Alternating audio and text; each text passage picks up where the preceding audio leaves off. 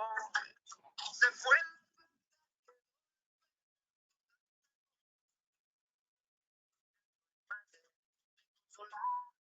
No me dejas enamorar de ella, no hay más. No me dejas enamorarte y ese besito que me diste en la boca.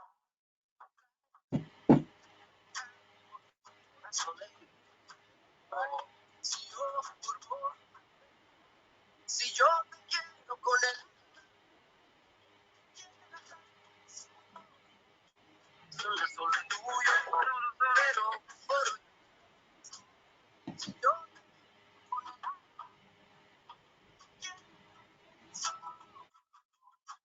solo tuyo, pero yo te lo soy.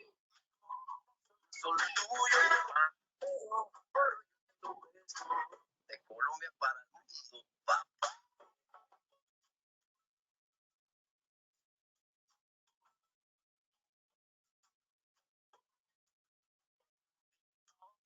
Saca un rato, raro, caro y no barato, porque lo está con gato, comito flujo en un plato. No cartas aquí, yo tengo algo de mulato, y tengo de superhéroe lo que Juana de Vallenato. Si quieres la mujer, mamá, movimiento pleno, mamá, no me pa' que lleve, tengo de superhéroe lo que Juana de Vallenato. Si quieres la mujer, movimiento pleno, mamá, no me pa' que lleve. Si yo te quiero con el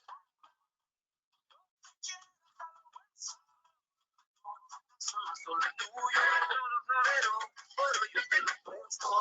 Si yo te quiero con el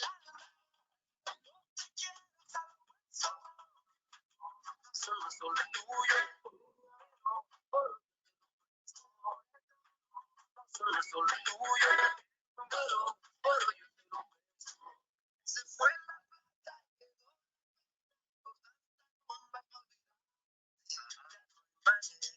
consolar, no me dejes enamorarte, ya no hay manera de consolar, no me dejas enamorar. Ay, hombre, si yo te quiero con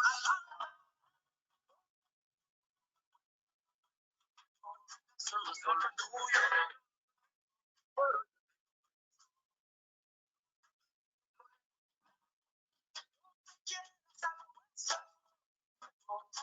solo tuyo, pero solo tuyo, de Colombia para el mundo, papá.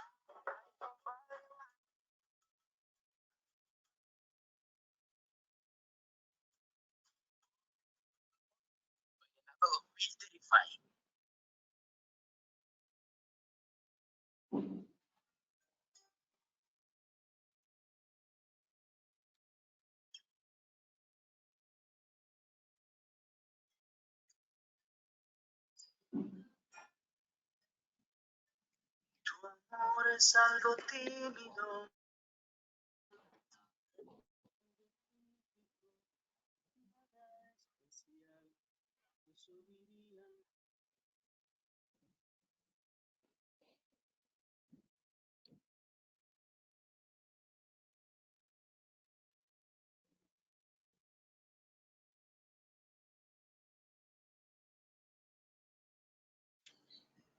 Buenos días para todos. Doctora Paula, ¿está ahí? Sí, aquí estoy, Laura. Buenos días. Hola, doctora Paula. Hola a todos nuestros asistentes. Bienvenidos al webinar de la doctora Paula Villa. Gracias por asistir, gracias por haberse inscrito. Sé que van a tener una muy buena conferencia. Bueno, yo sé que ya muchos, si están acá, conocen a la doctora Paula, sin embargo, pues la voy a presentar. La doctora Paula es endodoncista de la Universidad CES de Medellín, Colombia. Es cofundadora del posgrado de endodoncia de la Universidad de Antioquia, donde es profesora asociada desde el 2004. Es expresidenta de la Asociación Colombiana de Endodoncia y actualmente miembro de la misma. La doctora Villa ha publicado artículos en revistas científicos, ha participado como profesora invitada en diferentes programas de posgrado y es ponente internacional. Su práctica privada se limita a la endodoncia y a la microcirugía endodóntica en Medellín. Entonces, pues bueno, hoy vamos a tocar un tema muy interesante, doctora, le doy la bienvenida. A todos nos pueden ir escribiendo sus preguntas. Al final las vamos a leer para pues que la doctora las vaya respondiendo. Entonces, bienvenida y podemos empezar, doctora. Bueno, muchas gracias a todos los que sacaron un rato en sus agendas muy ocupadas de esta época, pero bueno, yo sé que sí, a pesar de que estamos en la casa, nos llenamos de una cantidad de actividades por hacer. Gracias por querernos acompañar hoy aquí y gracias a Microvision por la invitación. Este tema es un tema de interés para todos. Esto no es exclusivo para el endodoncista, no. El diagnóstico de las reabsorciones radiculares cervicales nos compete a todos, al odontólogo general y a todas las especialidades. Y de igual manera, el manejo debe ser multidisciplinario. Entonces, vamos a arrancar. Ya como Laura les mencionó, las preguntas las pueden ir dejando en el chat y al final vamos a tener un espacio para resolver todas sus inquietudes. Bienvenidos a todos.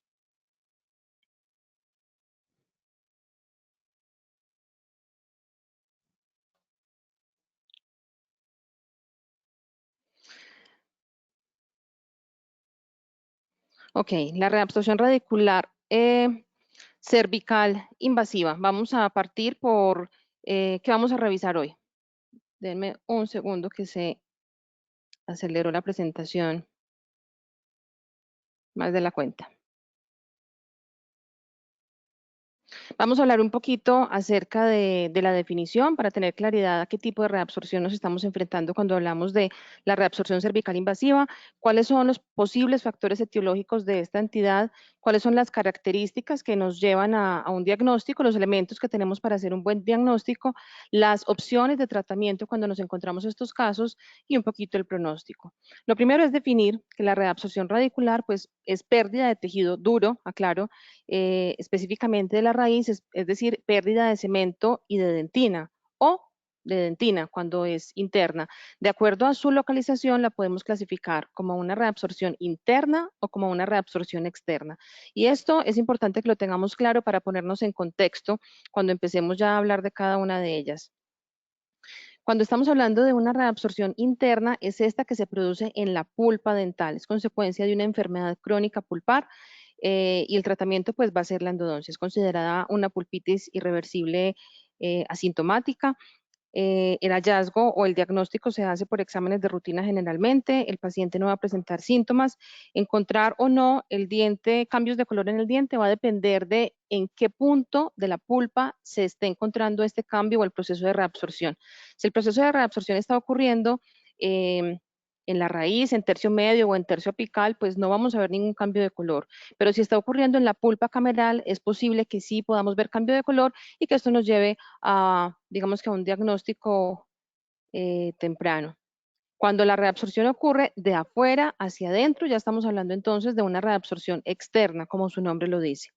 Para la interna, entonces sabemos que ocurre en la pulpa y el tratamiento es endodoncia. No hay mucho que decir ahí. Cuando es externa, la podemos clasificar en dos tipos de acuerdo al tejido que esté generando la reabsorción. La reabsorción por reemplazo y la reabsorción inflamatoria. Dentro de la reabsorción inflamatoria, como su nombre lo dice, es un proceso inflamatorio que está ocurriendo en el ligamento periodontal o en todo el tejido alrededor de la raíz que está generando los cambios reabsortivos o la pérdida de estructura mineral del diente. Y podemos subclasificarla en reabsorción superficial, reabsorción generada por presión, reabsorción como consecuencia de una infección y, capítulo aparte, la reabsorción radicular cervical invasiva. Cuando hablamos de la reabsorción por reemplazo, esta ocurre generalmente como consecuencia de traumas graves, traumas que generan muchísimo daño al ligamento periodontal. ¿Qué es lo que pasa? Se pierde todas esas células, toda esa capa de ligamento periodontal que cubre la raíz del diente y la raíz queda en íntimo contacto con el tejido óseo. Y el hueso es un tejido que está en constante recambio y dentro de ese constante recambio, dentro de ese metabolismo óseo, involucra la raíz del diente y termina reabsorbiendo de igual manera la raíz del diente. Entonces, en ese fenómeno de reabsorción, depósito de nuevo tejido, va también involucrando la raíz del diente. El pronóstico va a depender básicamente de la edad del paciente, porque entre más joven sea el paciente en el momento de inicio de la reabsorción por reemplazo, pues más rápido se va a perder el diente. ¿Por qué? Porque en pacientes jóvenes, en pacientes adolescentes o en niños, estos procesos de metabolismo óseo son mucho más rápidos que en pacientes adultos. En pacientes adultos, cuando estamos frente a reabsorciones por reemplazo, pueden tardar muchísimos años, incluso puede tardarse hasta el resto de la vida del paciente este proceso de reabsorción sin que el diente se pierda. En este caso, por ejemplo, esta es una paciente joven de 14 años de edad que sufrió abulsión de sus dos dientes centrales. Ambos dientes estuvieron varias horas por fuera de la boca, lo que ya hace que el pronóstico para esas células del ligamento periodontal sea malo. Cuando el pronóstico para esas células del ligamento periodontal es malo, no significa que no vamos a reimplantar el diente. Vamos a reimplantar el diente, pero con otro objetivo, y el objetivo es permitir que exista una reabsorción por reemplazo. Y lo que queremos entonces es que toda esta estructura radicular sea reemplazada por hueso, como efectivamente ocurrió después de 3 años y medio. Ya para el diente número 21 teníamos un reemplazo completo, y a los 4 años, ya para el diente número 11, teníamos un reemplazo completo. ¿Qué ganamos? Ganamos que todo este reborde fuera reemplazado por nuevo hueso y evitamos que colapsara el reborde óseo en esa zona, lo que hace pues que podamos tener mejores posibilidades desde el punto de vista periodontal y restaurador a futuro. La reabsorción inflamatoria, como ya les mencioné, vamos a tener varias categorías. La primera de ellas es la reabsorción superficial. Esta, digamos que es autolimitante y ocurre como consecuencia de traumas no tan graves. Alcanza a haber un daño, pero un daño que se repara rápidamente después del trauma, o también puede ser consecuencia de ortodoncia. De hecho, este tipo de reabsorción es subclínica, no alcanzamos a verla en la radiografía, solo con cortes histológicos podríamos verlo, y es asintomática. Entonces, ¿qué es lo que pasa? Después del trauma o del movimiento ortodóntico, hay un daño a una zona del ligamento periodontal que se repara rápidamente. Como consecuencia de ese daño hay pérdida de estructura mineral que de igual manera es cicatrizada o es reemplazada. Es transitoria y realmente pues desde que sea subclínica pues no vamos a poder diagnosticarla ni tratarla, mucho menos. La reabsorción inflamatoria por presión es esta que ocurre como consecuencia de presión que se ejerce en los dientes, por ejemplo, la que ejercen dientes impactados, algunos tumores o tratamientos de ortodoncia. En este caso, por ejemplo, vemos la consecuencia aquí de la reabsorción radicular en un incisivo lateral por la presión que estaba ejerciendo este canino impactado. Una vez ya se ha mejorado esa vía de erupción del canino y ya logramos que el canino tome posición, lo que esperamos aquí es que haya cicatrización por tejido óseo y espacio de ligamento o ligamento periodontal absolutamente normal. Ojo que con este tipo de reabsorción la pulpa casi siempre permanece intacta. Entonces es muy importante cuando estamos frente a este tipo de reabsorción tener un diagnóstico pulpar claro, porque a pesar de que algunas imágenes pueden ser bastante agresivas y podría uno pensar que la necesidad de endodoncia es inminente, pues no, la pulpa permanece sana y simplemente eliminando el factor causal de la reabsorción, es decir, la presión, el objeto, o en este caso el diente que está generando presión, pues podemos tener una correcta cicatrización con una correcta respuesta pulpar. Miren, aquí teníamos esta primera tomografía del paciente, corresponde a esta imagen que tenemos de fondo, 2015, y para 2018, a pesar de la pérdida tan grande que hubo como consecuencia de la presión generada por ese canino, lo que tenemos pues es una estructura radicular remanente delgada pero estable, con periodonto sano y con pulpa completamente sana. Entonces aquí no se requiere ningún tipo de tratamiento diferente al de eliminar la presión. Si es un tumor, pues eliminar el tumor, o si es la ortodoncia, controlar las fuerzas ejercidas por el tratamiento ortodóntico. Por infección, es la típica reabsorción que encontramos acompañando a una lesión perirradicular consecuencia de una infección en el conducto. En este caso, por ejemplo, esta foto me gusta mucho porque aquí en el mismo diente teníamos los dos tipos de reabsorción. A un lado teníamos la reabsorción radicular inflamatoria por infección, consecuencia de una necrosis pulpar. Y al otro lado teníamos una reabsorción radicular por reemplazo. Miren que aquí se alcanza a ver un íntimo contacto entre el hueso y la raíz del diente y se está perdiendo esa estructura radicular. Este paciente había sufrido una avulsión, el diente fue reimplantado, pero lastimosamente después del reimplante no le iniciaron a tiempo el tratamiento de endodoncia, entonces consecuencia de eso tenía una lesión perirradicular bastante grande y pues consecuencia de la avulsión por un lado teníamos aquí la reabsorción por reemplazo y por el otro lado acompañando a esa lesión teníamos o tenemos la reabsorción inflamatoria. Cuando esto ocurre en pacientes con historia de trauma, ojo que es importante detener rápidamente ese proceso infeccioso. Cuando hemos controlado la infección, generalmente se inicia un proceso de cicatrización y se detiene el proceso de reabsorción radicular, porque suelen ser reabsorciones muy agresivas después de trauma. Entonces es importante tener correcto control de la infección en pacientes de trauma.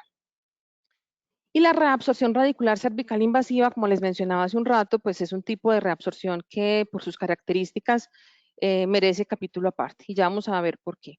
Es una reabsorción también inflamatoria que se inicia en la zona cervical del diente. Recordemos entonces cómo es la zona cervical del diente. En un mismo diente incluso podríamos tener estas tres opciones. Aquí lo que tenemos es la unión cemento-esmalte, en la que el cemento alcanza a superponer un poco la estructura de esmalte. Tenemos otra posibilidad en la que hay separación y nos quedan túbulos dentinarios expuestos. Y una tercera posibilidad en la que hay una unión íntima y no hay exposición de dentina. Tenemos aquí una unión íntima entre cemento y esmalte. Son patrones que se han descrito y que, como les mencionaba, en un mismo diente podríamos incluso tener los tres tipos de uniones entre esmalte y cemento. Llama la atención esta y se ha sugerido que esta tal vez es un poco más susceptible a presentar reabsorciones cervicales porque el cemento actúa como una capa protectora de esa dentina.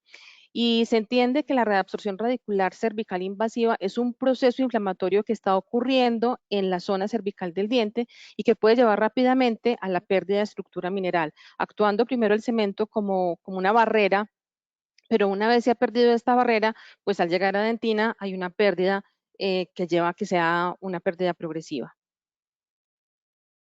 Los factores asociados entonces o que se han descrito como posibles causas de la reabsorción cervical invasiva son múltiples.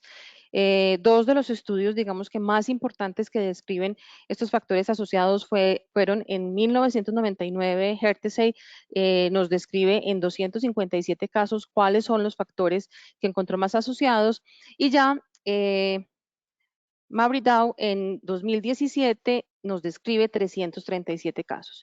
¿Qué tienen como común denominador estos dos estudios? Que la ortodoncia y la historia de trauma fueron los factores más importantes relacionados con este tipo de reabsorción. Hay otros también muy importantes, como la presencia de hábitos parafuncionales, que recobra importancia con el tiempo. En este estudio del 2017 ya recobra bastante importancia, tal vez porque él además evaluó otros estudios que no habían sido evaluados previamente por Hertesay. Pasando entonces por incluso maloclusión, pobres hábitos de higiene oral, cirugías periodontales o historias de enfermedad periodontal previa, procedimientos restauradores. Bueno, hay una cantidad de factores asociados, todos con la capacidad de generar un proceso inflamatorio crónico en la zona cervical del diente. Pero no olvidemos que los más importantes son siempre la historia de ortodoncia y la historia de traumas previos. Hábitos parafuncionales, como les mencionaba, cobra bastante importancia, lo mismo que los malos hábitos de higiene oral y la maloclusión. Cuando nos encontramos casos o pacientes que tienen algún diente con una reabsorción radicular cervical invasiva, vamos a encontrar que muy posiblemente las causas son múltiples y no podemos atribuirle la causa a un solo factor, porque es posible que encontremos que además de la historia de trauma también tiene historia de ortodoncia o que tiene hábitos parafuncionales, es bastante común asociado también a la historia de ortodoncia. En fin, es muy difícil, una vez tenemos el diagnóstico de reabsorción cervical invasiva, establecer cuál fue el factor etiológico. Es considerado entonces que esta es una entidad multifactorial. La clasificación, esta digamos que es la clasificación clásica que hasta hace pocos años aceptábamos como clasificación de la reabsorción cervical invasiva, que fue la que nos describió el doctor Hertesey por allá en los años 90, finales de los años 90, y él habla de 4 categorías. Una primera en la que se alcanza a involucrar desde la zona cervical del diente, no alcanza a expandirse mucho en el tercio medio. Ya en la segunda categoría tenemos una expansión más grande hacia la zona coronal, involucra más todo el tercio medio radicular en la tercera categoría, y en la cuarta ya tenemos una expansión hacia apical que involucra tercio medio y casi llegando hasta tercio apical.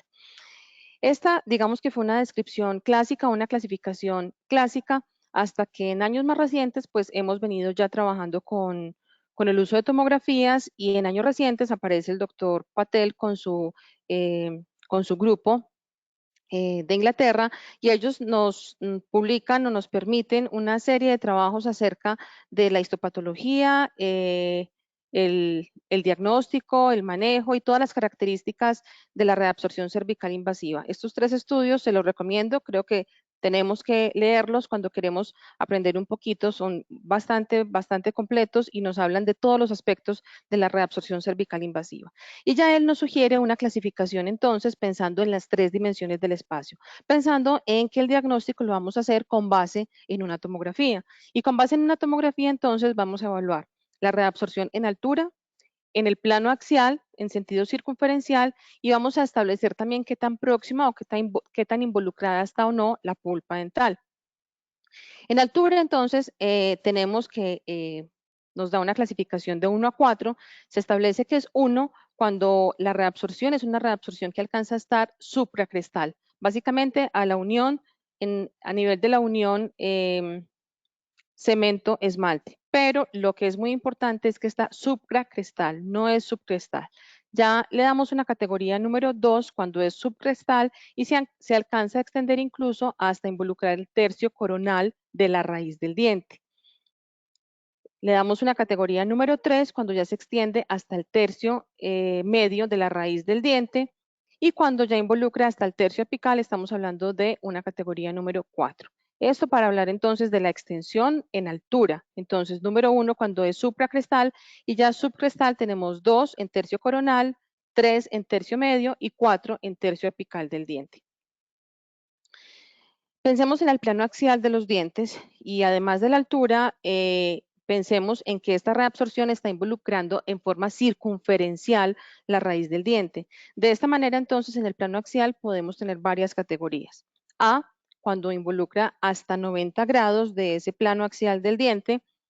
B, cuando está entre 90 y 180 grados. C, cuando involucra más de 180, pero menos de 270 grados, perdón.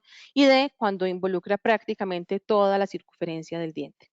Esto, si lo llevamos un poquito a que esto es invasivo o destructor, o de 90, 180, 270 grados alrededor del diente, pues ya nos da cuenta un poco del pronóstico de la cantidad de destrucción que tienen los dientes. Y proximidad a la pulpa nos habla de D o P, D cuando la lesión está confinada simplemente a la dentina, y P cuando ya en la tomografía podemos ver que puede haber compromiso pulpar, como en este caso, que aquí ya se alcanza a ver que hay una unión del sitio de la reabsorción o de la cavidad reabsortiva con la pulpa dental. Nos hablan también de algunas características importantes que tenemos que evaluar cuando estamos frente a una reabsorción radicular cervical invasiva. La primera de ellas es el portal de entrada, y es que muchas veces ellos tienen una cavidad de entrada muy pequeña, que es lo que denominamos el portal de entrada. Incluso en algunos casos podemos encontrar varios portales de entrada, que es difícil identificar cuál fue exactamente el primero por el que se inició el proceso de reabsorción. En algunos casos nos podemos encontrar también áreas de la reabsorción radicular con canales intercomunicados entre ellos. Algunas veces tenemos la suerte de encontrar una cavidad clara, una cavidad bien circunscrita, una cavidad limpia, por decirlo así, pero otras veces nos encontramos con situaciones como esta, y es una cantidad de áreas con canales comunicados entre sí que son difíciles de limpiar. Otra característica importante que encontramos cuando estas reabsorciones están relacionadas con dientes vitales es que se mantiene esa vaina pericanal resistente a la reabsorción.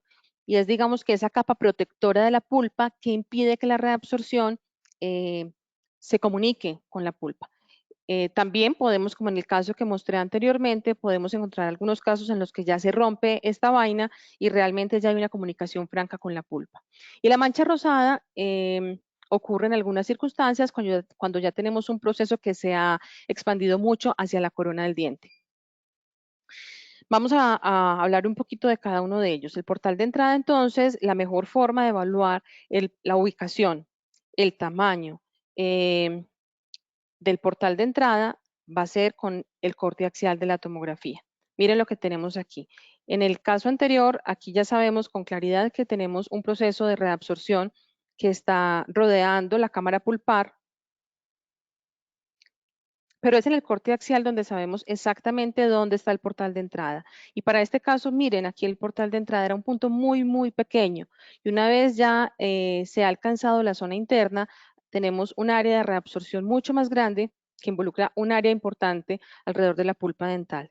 En la reconstrucción, esto es lo que encontramos. Encontramos que es entonces una reabsorción que está supracrestal.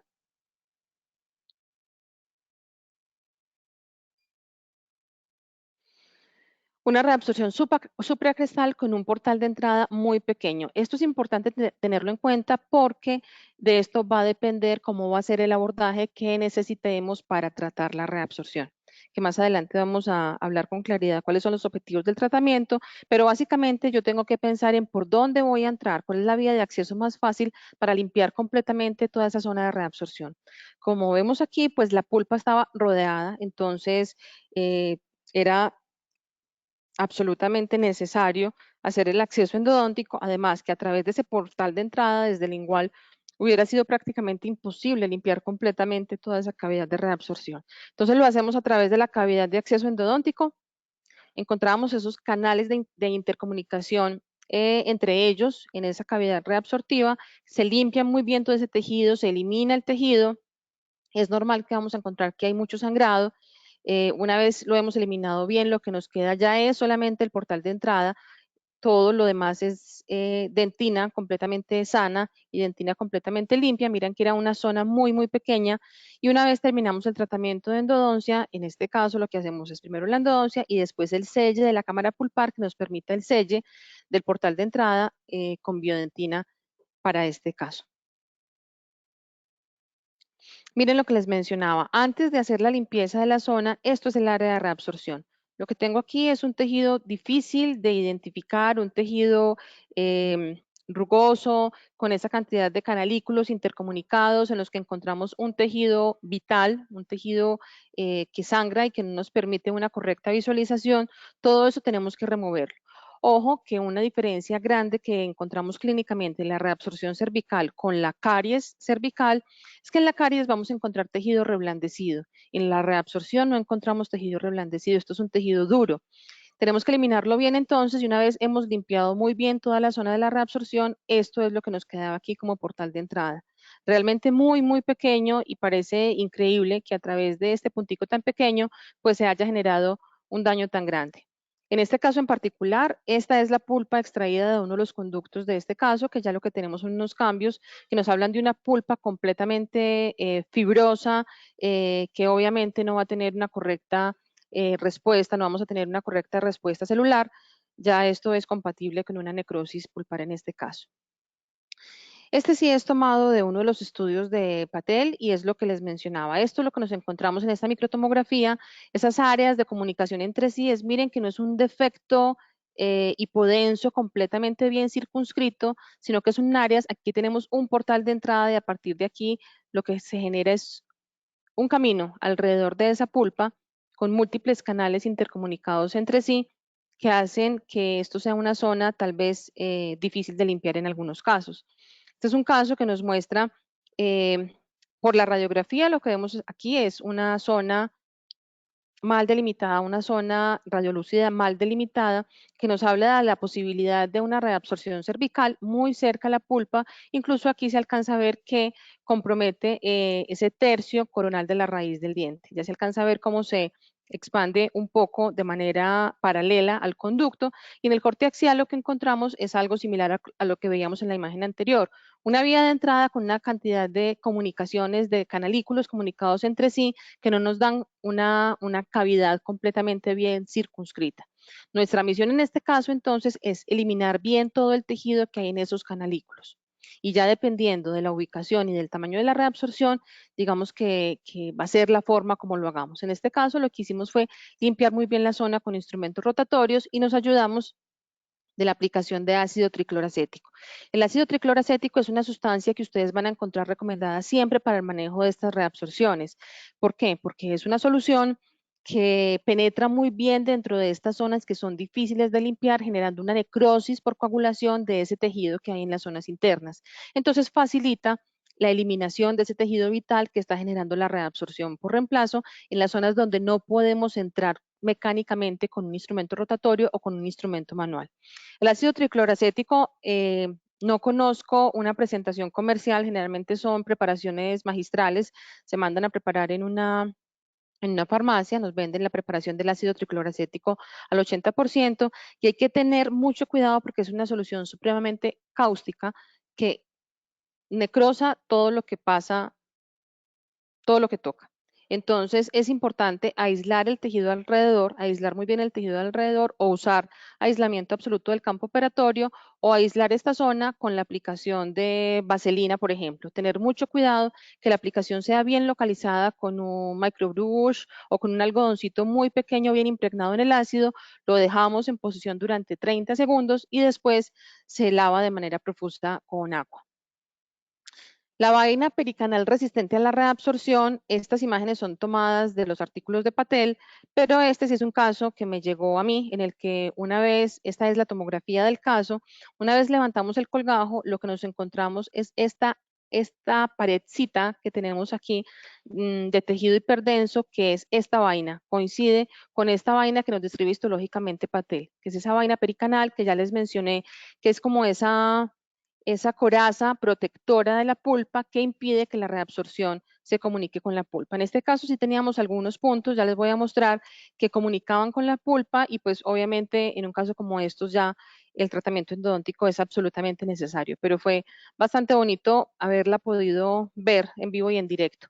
Aquí está, por este punto entraba, miren, la lima en el sitio de la comunicación. Esto es una capa de tejido duro muy, muy, muy delgada, entonces es fácil de retirarla, y a través de esta zona pues ya tenemos comunicación directa con la pulpa. Lo que hacemos entonces para este caso, o lo que hice para este caso, fue hacer la pulpectomía, la conformación del conducto, aislar la entrada del conducto para poder hacer el selle de la reabsorción sin que el material con el que voy a hacer el selle de la reabsorción me tape la entrada del conducto, para al final poder terminar el tratamiento endodóntico sin ningún inconveniente. La mancha rosada o roja, como en este caso. Esto ya es un caso bastante avanzado, porque aparte de que la mancha es pues bastante marcada, es muy grande. El paciente tenía historia de trauma y empezó lentamente con ese cambio de color. Aparentemente pues no le generaba mucha preocupación hasta cuando ya alcanzó a ser bastante notorio, y esto fue lo que encontramos en este caso. Un tejido de reabsorción cervical invasiva, un tejido inflamatorio crónico que se iniciaba exclusivamente en la zona cervical del diente. Ya el diente estaba tratado endodónticamente. Accedemos entonces en la cirugía a limpiar la zona y sellar con resina en este caso, y posteriormente hacer el retratamiento, porque ya podíamos considerar que esta era una endodoncia contaminada. Aquí tenemos hasta 9 meses después. La paciente luego fue referido con la odontóloga referidora, que fue la encargada de terminar la parte restauradora o de manejar ya la estética de este paciente. Recuerden que estos casos son asintomáticos, y la mayoría de las veces esta reabsorción es un hallazgo incidental, y muchas veces incluso las alcanzamos a ver ya en un estado bastante avanzado, porque pues si al paciente nunca le dolió, pues no va a consultar rápidamente para el tratamiento de estas reabsorciones. Para el diagnóstico, entonces, aquí estamos frente al dilema si es suficiente o no la radiografía o si es absolutamente necesario la tomografía. Yo creo que no tiene discusión la necesidad de la tomografía porque necesitamos ver realmente en los 3 planos del espacio cómo se está comportando la reabsorción. ¿Cuál es la vía de entrada, por ejemplo? No podemos determinarlo en una radiografía. En una radiografía, sobre todo en las radiografías periapicales, tenemos la capacidad de ver esos cambios en la zona cervical del diente que nos llaman la atención. Acompañado de esa radiografía que nos llama la atención, entonces tenemos que hacer la tomografía para establecer dónde está el portal de entrada, qué tan grande en realidad es la reabsorción, pensando desde el punto de vista axial, y qué tan comprometida o no se encuentra la pulpa dental. Los invito a que miren esta radiografía, por ejemplo. Esta radiografía corresponde a un paciente adulto con historia de tratamiento periodontal, un paciente que lleva varios años ya con manejo periodontal, el cual empieza a referir dolor mal localizado en la zona. Y bueno, como primer procedimiento diagnóstico siempre tenemos la radiografía periapical. Llama la atención el estado en la zona cervical de los 3 dientes, pero digamos que estos son ya pérdidas de tejido en la zona cervical como consecuencia de sus tratamientos periodontales. El paciente frente al examen ya nos empieza a manifestar mayor dolor en el diente número 17, entonces ahondamos en el examen de este diente y nos vamos a ver el resultado que arroja la tomografía. La tomografía realmente, siendo muy sinceros, con la radiografía nunca hubiéramos imaginado lo que encontramos cuando hicimos la tomografía. Si nos concentramos ya en el diente número 17, pues bueno, aquí sí hay unos cambios que sugieren pérdida de tejido en la zona cervical, pero es difícil, es muy difícil ver con claridad el estado de las raíces vestibulares y de la raíz palatina en una radiografía. Especialmente en las radiografías de la zona posterior superior tenemos mucha superposición de imagen, aquí tenemos el piso del seno maxilar y realmente yo pienso que con las ayudas tecnológicas que tenemos hoy en día, este no es un examen adecuado para tener un diagnóstico claro en esta zona y sí o sí necesitamos la tomografía. Y en la tomografía lo que evidenciamos aquí es una zona de reabsorción radicular cervical en la raíz palatina. Imposible de detectar en la radiografía periapical. Aquí tenemos, en la raíz palatina tenemos la vía de acceso, muy cerca se encuentra aquí ya casi podríamos decir que está comunicada con la pulpa dental, se extiende hasta el tercio medio radicular y de igual manera desde la vía de entrada se extiende un poco hasta el tercio coronal de esa raíz.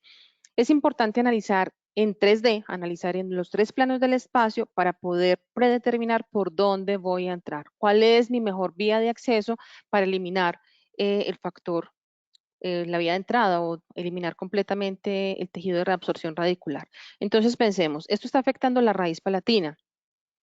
Vamos a hacer una cirugía. Entonces, ¿acceder por palatino es viable o no es viable?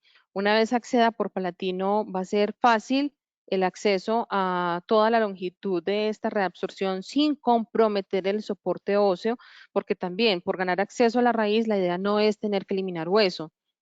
¿Es esa la mejor opción o tal vez la mejor opción sea entrar a través de un acceso endodóntico convencional, considerando que ya tengo compromiso pulpar y a través de ese acceso endodóntico entonces lograr limpiar toda esta cavidad?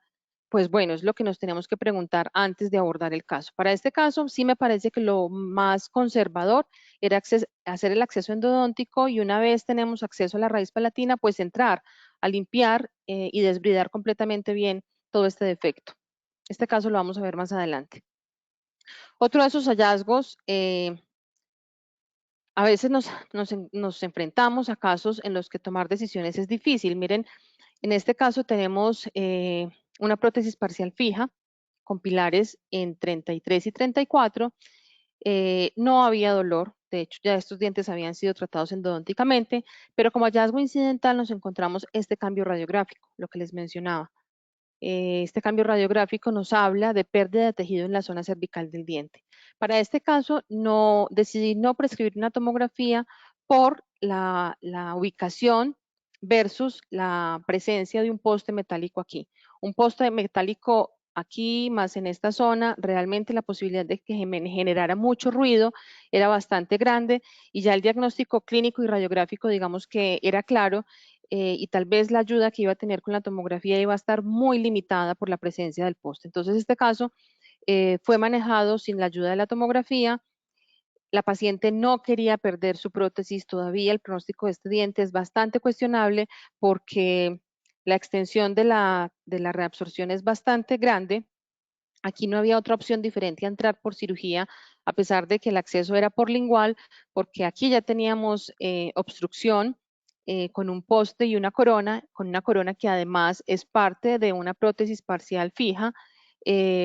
Entonces acceder a través del conducto radicular era completamente imposible, teníamos que hacerlo a través de un acceso quirúrgico. Y lo que nos encontramos es una pérdida bastante grande de tejido con comunicación ya con conducto. Esto que se alcanza a ver aquí ya es el cemento y el poste metálico. Un pronóstico bastante cuestionable, pero realmente lo mejor que podemos hacer es, mientras la paciente está en capacidad de pensar en otras alternativas en el momento de perder su diente, pues tratar de mantenerlo. Limpiar muy bien entonces la cavidad, sellarla. El componente estético en este caso pues no es muy importante a la hora de elegir el material de selle, pues está por lingual. De hecho, miren el proceso de cicatrización 6 meses posquirúrgico, aquí tenemos exposición del material de selle, pero pues tejidos blandos con apariencia completamente normal, completamente sana. Esperemos a ver hasta cuándo este diente nos puede durar en boca. Esta es la evolución radiográfica. Esta es radiografía inicial, posquirúrgica inmediata y así va 6 meses después. Es importante entonces que además de la tomografía, que prescribamos la tomografía en esos casos en los que consideramos sospechoso, y muchas veces les cuento como experiencia, y es que para mí es de rutina el uso de la tomografía en todos los pacientes, y a veces en esos exámenes tomográficos nos encontramos esos hallazgos incidentales de los que nunca hubiéramos sospechado. Muchas veces el paciente viene referido para tratar endodónticamente un diente, y por casualidad en la tomografía nos encontramos que su diente vecino o alguno de los dientes que alcanzamos a ver en la tomografía, pues tiene un proceso de reabsorción cervical. En el examen periodontal, ¿qué vamos a encontrar? Típico, vamos a encontrar sangrado en la zona. Recuerden que aquí tenemos un cambio inflamatorio crónico en el sitio de la reabsorción. El aumento no de la profundidad sondeable es cuestionable, no siempre ocurre, porque a veces encontramos que en ese sitio de la reabsorción no tenemos solamente tejido blando, sino que ya tenemos una invaginación de tejido mineralizado y eso podría impedir que tengamos una profundidad aumentada, una profundidad sondeable aumentada. Entonces digamos que este no es precisamente el signo patognomónico más importante, pero sí vamos a encontrar sangrado en la zona y pérdida de continuidad cuando tratamos de palpar con una sonda toda la zona cervical del diente. Eso también es bastante importante. Es importante establecer el compromiso pulpar y la necesidad de acceder a la pulpa para tratar la reabsorción radicular. Dependiendo de la ubicación, del tamaño y del estado de salud pulpar, será o no necesaria la endodoncia. No siempre es necesario tratar endodónticamente estos dientes. En cavidades que todavía son muy pequeñas, que no alcanzan a comprometer la pulpa y que en esa pulpa encontramos que hay respuestas normales a las pruebas de sensibilidad, pues digamos que lo más conservador es tratar el problema, que el problema es la reabsorción cervical, que es externa, sin involucrar todavía la pulpa. Pero cuando ya tenemos una reabsorción muy grande, que sabemos que eliminando todo el defecto de la reabsorción, inevitablemente vamos a tocar la pulpa, pues ya sabemos que dentro de nuestro plan de tratamiento tenemos que sí o sí incluir pues la endodoncia. O cuando ya tenemos un compromiso de la salud pulpar, que nos lleva a considerar pues la endodoncia como un tratamiento inminente. El tratamiento entonces va a depender, como ya lo mencioné, de la ubicación, del tamaño, del compromiso pulpar y muy importante, evaluar la capacidad o limitaciones del clínico para acceder a la reabsorción. ¿Sí? ¿Qué tipo de acceso tengo que hacer? ¿Puedo hacerlo solo o necesito la compañía de alguien si es un acceso quirúrgico, por ejemplo, o es un acceso o es la necesidad de una restauración extensa? En fin, como les dije al principio, el tratamiento de estas reabsorciones debe ser considerada desde el punto de vista multidisciplinario. El objetivo principal entonces es la reparación de la cavidad. tenemos como consecuencia de la reabsorción una cavidad en el tejido dental. Queremos entonces, en lo posible, detener el progreso de la reabsorción y para eso tenemos que eliminar ese tejido que está invaginado en el sitio de la reabsorción y reparar la cavidad. ¿Cómo lo vamos a hacer? Lo vamos a hacer desde afuera, con o sin endodoncia, es una opción. Enseguida vamos a mirar cada una de ellas. Vamos a hacerlo desde adentro, como les mencioné hace un rato en uno de los casos. Desde adentro significa a través del acceso endodóntico, cuando ya vemos que es inminente la necesidad de endodoncia, y desde la cavidad de acceso podemos acceder a reparar la cavidad de la reabsorción y eliminar todo ese tejido. Cuando ya la situación es un poquito más compleja de manejar desde afuera o desde adentro, podemos considerar la opción de un reimplante intencional. Hablo de esta complejidad de acuerdo a la ubicación, de acuerdo al sitio por donde deba ser mi abordaje y al tamaño de la reabsorción. Simplemente no hacer nada. Hay algunos casos en los que ya la situación es tan avanzada que decidimos simplemente no hacer nada y mantener el diente en observación, teniendo en cuenta que el paciente debe ser bien informado de, digamos, del posible resultado que puede tener no hacer nada. Y no hacer nada y mantener el diente en observación es básicamente cuando los procesos son muy avanzados y vemos que pues ya realmente no hay mucho por hacer, o considerar la extracción y la sustitución del diente ya de manera protésica. Vamos a mirar entonces cada una de estas opciones. La reparación externa sumado a endodoncia. En este caso, por ejemplo, una paciente joven que llega literalmente llorando porque le iban a extraer su canino. Una paciente con una salud dental espectacular, con un único antecedente de manejo ortodóntico, pero nada más, sin caries, sin restauraciones, y le diagnosticaron de manera incidental, como casi siempre, esta reabsorción. Y frente a la magnitud del tamaño de la reabsorción, pues la decisión era que le extrajeran el diente, pero por fortuna consultó con un periodoncista bastante conservador que decidió pues como tener una segunda opinión, y es cuando llega a mis manos literalmente llorando, muy angustiada porque ella quiere hacer lo que sea por salvar su diente. ¿Qué encontramos aquí? Una reabsorción en la zona bucal. Aquí tenemos un portal de entrada ya claramente establecido.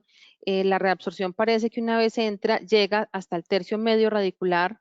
Está grande, digamos que es una reabsorción grande que compromete la pulpa evidentemente. Aquí sí no hay duda. Lo primero que tenemos que hacer es entonces pensar cuál es la vía de acceso más fácil. Aquí inevitablemente creo que la vía de acceso más fácil es la vía quirúrgica. Entonces, si yo levanto aquí un colgajo para acceder a esta zona, una vez yo llegue aquí, ¿qué va a pasar? ¿Qué va a pasar con la pulpa? Tengo que prever todo eso en el momento de la cirugía. O voy a hacer primero la endodoncia o lo voy a hacer en el momento de la cirugía. ¿Cómo lo voy a manejar? Entonces, empecemos a evaluar las posibilidades. Hacer la endodoncia antes de la cirugía no es viable. ¿Por qué? Porque aquí tengo que atravesar por esta zona y aislar el sitio de la reabsorción del conducto va a ser imposible. Y lo que voy a tener aquí es una zona con muchísimo sangrado, que lo que va a hacer es contaminarme todo el tiempo el conducto. Entonces, esa opción no. ¿Qué sí debo prever? Hacer el acceso endodóntico, hacer la pulpectomía y permitir aislar esta zona para que en el momento del acceso quirúrgico no vaya a tapar con el material de selle, no vaya a tapar el acceso al conducto. Y así fue como lo manejé. Miren, este es el aspecto clínico de esta paciente. Ya incluso teníamos aquí de manera supragingival varios portales de entrada, varios sitios de comunicación de la reabsorción. Mírenlo acá y aquí. Una vez levantamos el colgajo, miren lo que tenemos aquí. Aquí al fondo se alcanza a vislumbrar esa vaina pericanal. Y lo que nos encontramos es ya, además de vía de entrada, vía de salida y una capa muy delgada. Para facilitar entonces la limpieza y el selle de esta zona, lo que hacemos es quitar todo este tejido. Al limpiar nos queda una capa muy delgada, fácilmente fracturable. Después de eso es hacer el acceso, el acceso endodóntico que nos permita llegar al conducto, aislar el conducto. Esto es un cono de gutapercha puesto de manera provisional que al final vamos a quitar, y este cono de gutapercha, el único objetivo es tapar la entrada al conducto para que con el material de selle de esta cavidad pues no se me vaya a obstruir la entrada al conducto. Con aislamiento absoluto del campo operatorio, entonces puedo pensar en este caso en hacer una resina, por ejemplo. El material de elección es una cosa importante que hay que considerar y depende básicamente de la ubicación de la reabsorción. Aquí tenemos una reabsorción que está supragingival. Entonces, pensemos en un material que tenga un buen comportamiento en los tejidos supragingivales. Las opciones para sellar estas reabsorciones básicamente son ionómeros de vidrio, ionómeros de vidrio modificados, resinas o materiales biocerámicos. Que los materiales biocerámicos los dejamos para esas reabsorciones que son subgingivales o incluso infraóseas. En este caso, yo elegí entonces hacer una resina. Lo que esperamos con esta resina es que tengamos una cicatrización de tejidos blandos adyacentes con una unión epitelial larga que es perfectamente compatible con salud. Reposicionamos el colgajo y suturamos.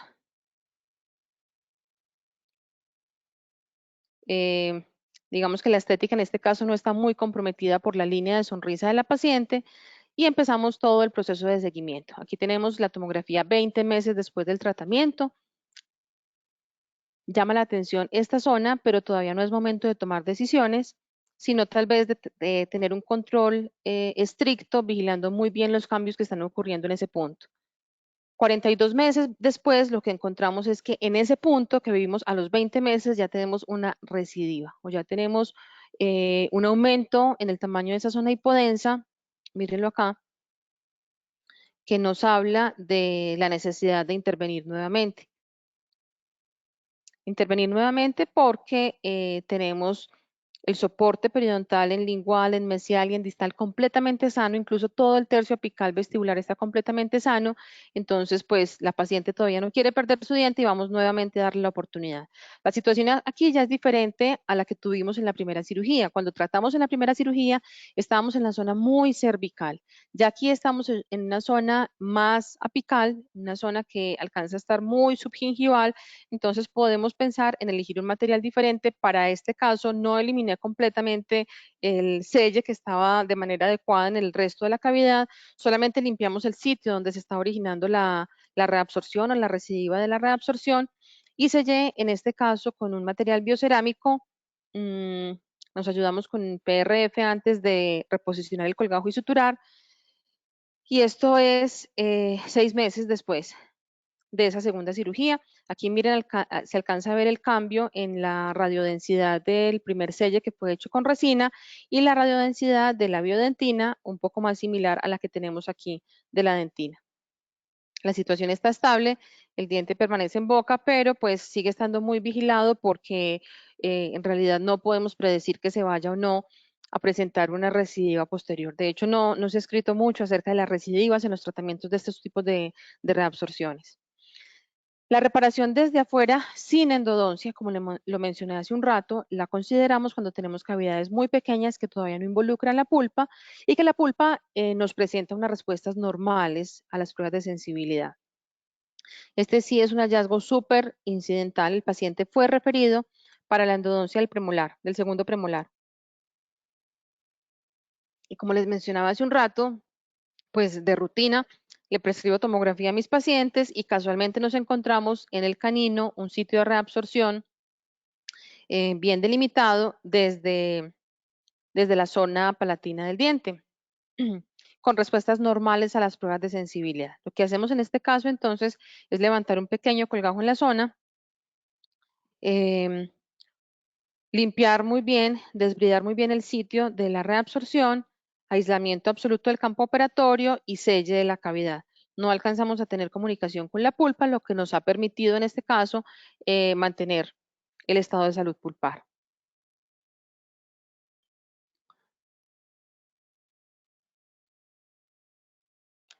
Aquí se alcanza a ver la secuencia.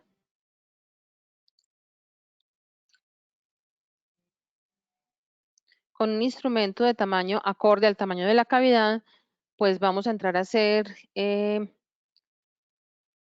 desbridamiento de la zona.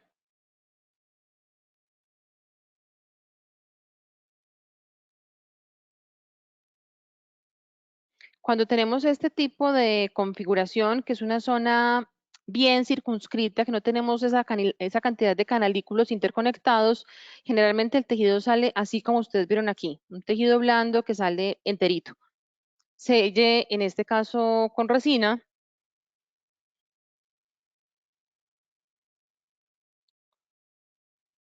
Reposición y sutura del colgajo, y esta es la radiografía posterior a la cirugía. El examen histopatológico lo que nos muestra es un tejido fibroconectivo con algunas zonas de células epiteliales. Estas células epiteliales presentes aquí pueden tener dos explicaciones. Una es que tal vez sean restos del epitelio del surco que están aquí como consecuencia de la incisión en el momento de la cirugía. Otra es, también se ha descrito por algunos autores, la presencia de estas células epiteliales en el tejido de la reabsorción radicular invasiva.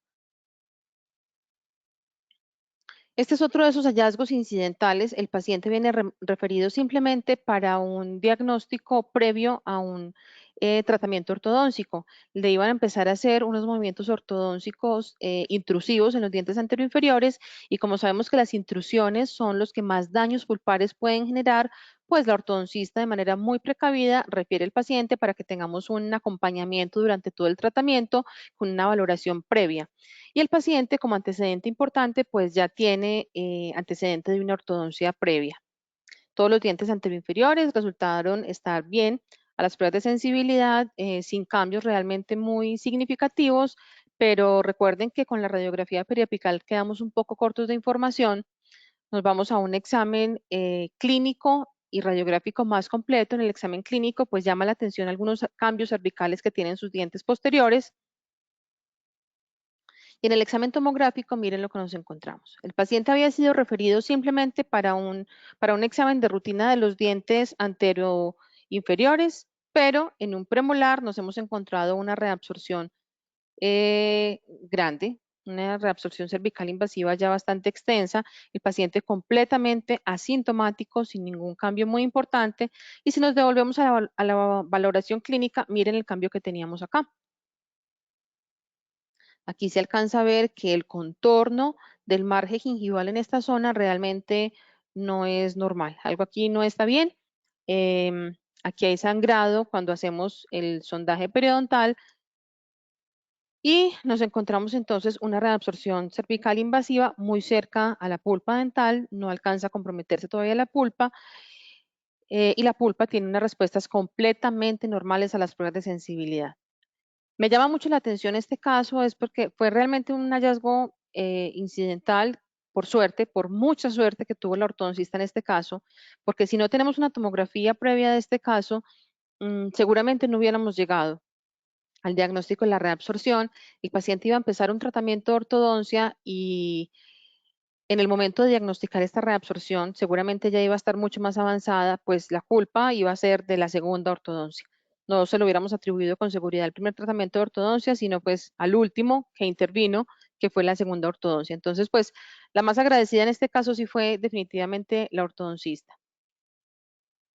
Bueno, entonces en este caso lo que hacemos es levantar el colgajo en la zona. No hay necesidad de levantar un colgajo demasiado amplio. El objetivo es llegar solamente a esa zona cervical vestibular de ese diente.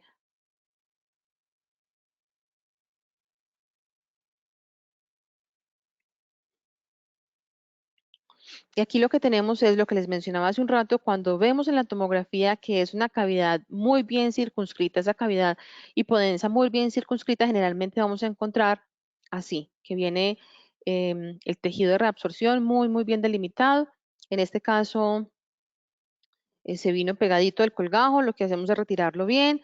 Aquí está la aplicación de ácido tricloracético, como les mencioné, teniendo mucho cuidado de que el ácido no se riegue en el tejido, porque puede generar una necrosis o una quemadura en el tejido que toca. Entonces, con un microbrus lo aplicamos y lo lavamos con abundante agua después de 30 segundos. Una vez ya tenemos la cavidad limpia, entonces debemos decidir cuál es el material, el mejor material para obturar en este caso. Aquí teníamos una zona cuyo límite era el hueso, y había un sangrado constante, era difícil manejar el sangrado en esa zona, lo cual hace muy difícil manejar un material adhesivo. Para elegir un material adhesivo es absolutamente necesario que podamos tener un buen aislamiento de la zona. Si no tenemos un buen aislamiento, tal vez no sea la mejor opción. Y en este caso, entonces, la decisión fue poner biodentina, que como ustedes ya saben, la radiopacidad pues no nos favorece mucho porque no alcanzamos a evaluar muy bien en la radiografía la colocación del material, pero así es como se ve en la tomografía, en la radiografía, perdón, y está pendiente por valorar la respuesta del estado pulpar inicial fue buena, pero la idea es hacer un seguimiento para que en el momento que tengamos algún cambio importante que tengamos que ver en la pulpa, pues intervenir. La reparación interna con endodoncia. Reparación interna significa a través de la cavidad de acceso entrar a limpiar la zona de la reabsorción radicular y pues sumado a eso vamos a tener que hacer inevitablemente o considerar inevitablemente hacer la endodoncia. Este fue el caso que vimos hace un rato del paciente adulto mayor que viene con historia de varios años de tratamiento y mantenimiento periodontal en el que diagnosticamos esa reabsorción en la raíz palatina que yo les mencionaba que tenemos que valorar muy bien cuál es la vía de acceso más conservadora. Y no es que no podamos entrar desde palatino, si ya vimos una cirugía en la que accedimos desde palatino, pero es que aquí no tenemos una cavidad muy clara y tendríamos que inevitablemente sacrificar algo de altura ósea para poder entrar a limpiar muy bien esa cavidad dentro de la raíz del diente. Entonces, para este caso, consideré más conservador hacer el manejo desde la cavidad de acceso. Recuerden que habíamos visto también que tenía una comunicación íntima con la pulpa en el conducto palatino. Entonces, lo que tenemos aquí ya es el acceso, por este lado vemos el conducto palatino y ese tejido que se ve muy irregular, que es lleno que es como una esponja endurecida, lleno de canalículos intercomunicados entre sí. Y aquí pues el acceso inmediato al conducto palatino. ¿Cómo proceder aquí en este caso entonces? ¿Cuándo hacer la endodoncia y cuándo hacer el sello de la reabsorción? Va a depender de las circunstancias. En un caso como este, por ejemplo, en el que tenemos muy buen control del sitio de la reabsorción, que tenemos control del sangrado en la zona y que logramos limpiar muy bien, pienso que en la misma cita se puede culminar la endodoncia y una vez se culmina la endodoncia, entonces proceder con el sello de la zona de la reabsorción. Que vamos a ver cómo fue precisamente el manejo en este caso.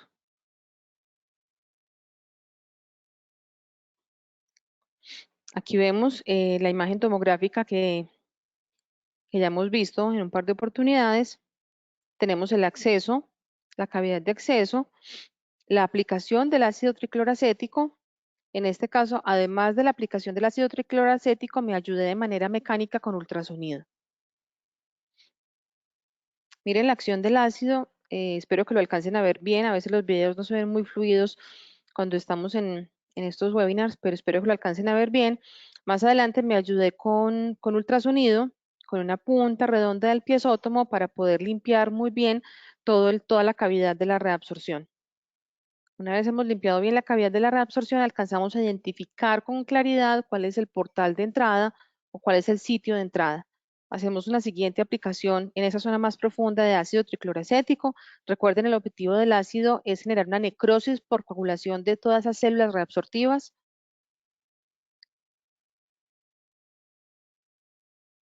Lo dejamos durante 30 segundos y lavamos bien con agua. Aquí está el lavado profuso de la zona.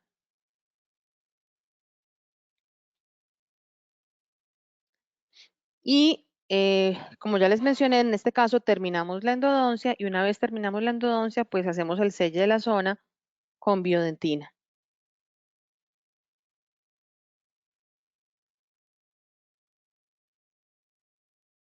Aquí está la secuencia. Una vez empezamos, lo que nos encontramos es un tejido que sangra bastante, que es difícil de identificar.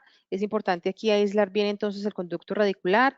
Ya un poco más avanzados en el proceso ya tenemos una pared de dentina más limpia. Alcanzamos a identificar aquí algunos portales de entrada y una vez culminamos la endodoncia, pues hacemos el selle con la biodentina.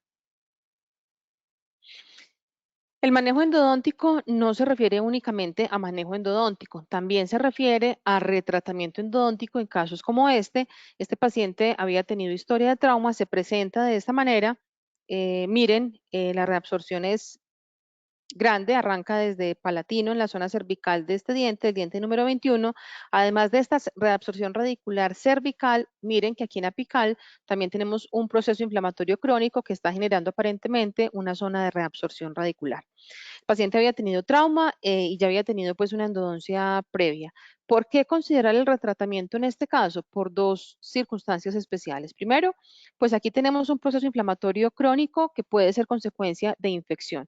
Y segundo, porque aquí ya tenemos comunicación del sitio de la reabsorción con la endodoncia previa, lo que nos puede, digamos que hacer sospechar de contaminación de esa endodoncia. Esto fue en 2016, viendo la historia del paciente, él había tenido 3 años atrás historia de trauma dentoalveolar, un año después del trauma tuvo la endodoncia y además de eso tuvo un proceso de aclaramiento dental interno. Más hace rato, cuando hablamos de las posibles causas, no les mencioné los aclaramientos dentales internos y hace años, por allá a finales de los 90, era considerada una de las principales causas de este tipo de reabsorción. No tanto, el porcentaje cambió en este estudio que vemos de 2017, tal vez porque ya se han cambiado también un poco los materiales que se usan para esta reabsorción, para estos aclaramientos, perdón. Hace años se utilizaba el peróxido de hidrógeno al 30-35%, y se alcanzó a demostrar que era una de las causas principales de reabsorción cervical. Eso ha cambiado mucho con los años, ya preferimos otro tipo de materiales diferentes al peróxido de hidrógeno que no son tan dañinos para la zona cervical del diente. Además de todas las precauciones que hemos incorporado en este tratamiento, como el sello interno de la zona cervical del diente. Pero, pues bueno, en este caso no sabemos qué técnica se utilizó, qué materiales se utilizaron, si hubo no selle de la zona cervical del diente antes del aclaramiento y pues adicional a eso un antecedente importante que es el antecedente de trauma. ¿Cómo vamos a entrar? Aquí en este momento es en el que tenemos que decidir cuál va a ser la vía de acceso para sellar la reabsorción. Definitivamente, con un portal de entrada tan grande, lo más fácil aquí es entrar por la vía quirúrgica. Por la vía quirúrgica, el acceso deberá ser desde palatino, porque es donde tenemos la entrada al sitio de la reabsorción. Es una entrada completamente proximal hacia distal. Lo que hacemos entonces es hacer la cirugía. Aquí hay otra cosa que tenemos que decidir importante.